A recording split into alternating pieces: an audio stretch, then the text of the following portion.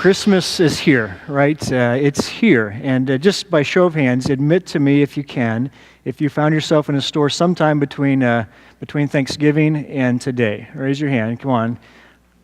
Okay, I think some of you aren't being honest, but okay. So I talked to my father, who's 72, and he told me he was Black Friday shopping with some neighbor friends of his for tools, and so my dad was Black Friday shopping. So we do that, right? And Christmas is about a lot of things, about a lot of traditions. And but one of the things we've made a tradition of here as a church is to all come together and to do something bigger than ourselves, to do something that really we can't do on our own, but to come together and give our largest, most extravagant gift back to Jesus, to keep Jesus first on our Christmas list, if you will, of those gifts that we give, ultimately to impact Christ's kingdom here and around the world. And that video showed, some different ways that other churches, including ours, have taken Christmas and done something above and beyond at Christmas time, not just meeting the normal day-to-day needs, but doing something more. And we want to do that again. We want to continue that tradition, and we want to come together and give a special gift back to the Lord this month, a Christmas offering above and beyond what we normally do, right? Beyond what we normally give on a monthly basis.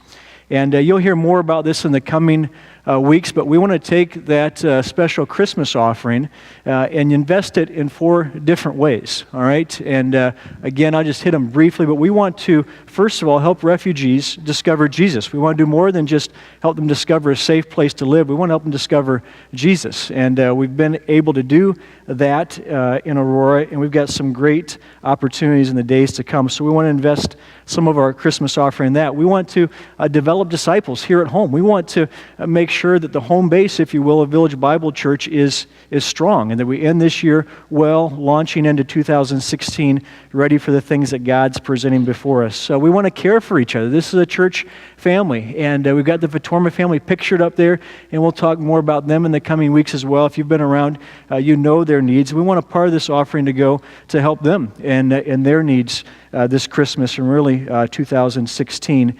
And then also the 4th thing we want to do is we want to deploy some of our own.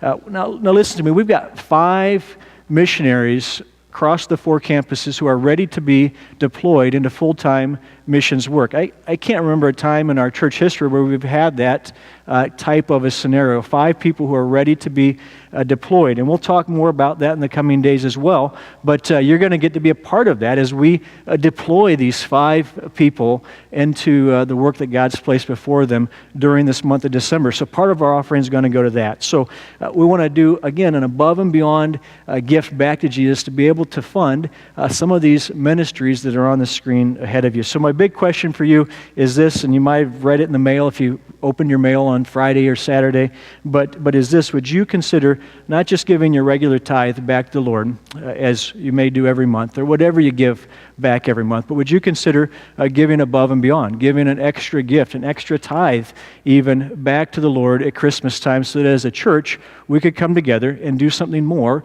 than we can do on our own, something more than we do on a month-to-month basis. And maybe you can't give an extra 10% back to the Lord in December, right? Maybe you can't do that, but can you make it a priority to give something in a way that it's a priority in your gift giving? That's what we want to all come together and do. Now, these last couple years, we've been able to do a lot, and our goal is similar to what we've done these last couple years, to one, hit our normal monthly budget, which you see on the bottom is almost $100,000, which is a lot, right? That's our normal month-to-month budget for the needs here and our missionary partners around the world. That's what comes in and goes out every month. And then we'd like to also raise another $150,000 during the month of December for these extra 4 things that I just mentioned and we'll be talking about in the weeks to come. Looks like a lot. We did that last year, right? We did that as a church last year, and every year we get to this part of the year, right, following Thanksgiving, and I say, how can we do that? That's a lot of money, and yet every year God surprises all of us, I think, and as we come together as a body, we can do a lot of things. This next graph, you guys, if you've been around, you see this every year, right? I always bring this out, but it just goes to show that if we all come together, we can do a lot. And so you may find yourself this year really tight on finances, and maybe you can't give a whole lot. Maybe you find yourself in this first column. Maybe giving $50 is a lot for you this year. Maybe you're not even giving Christmas gifts to others.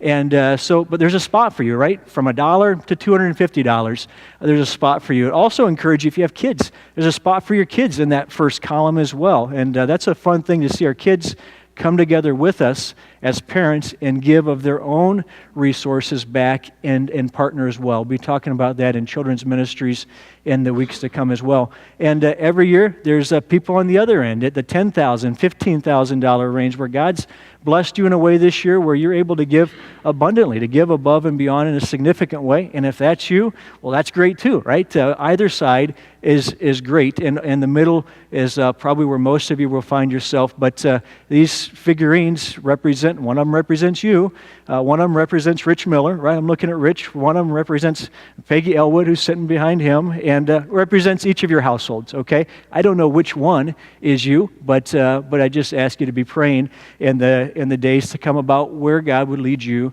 to give above and beyond towards this Christmas offering. Next week, we'll kick off December, and we'll kick off this Christmas campaign, if you will, with a special offering.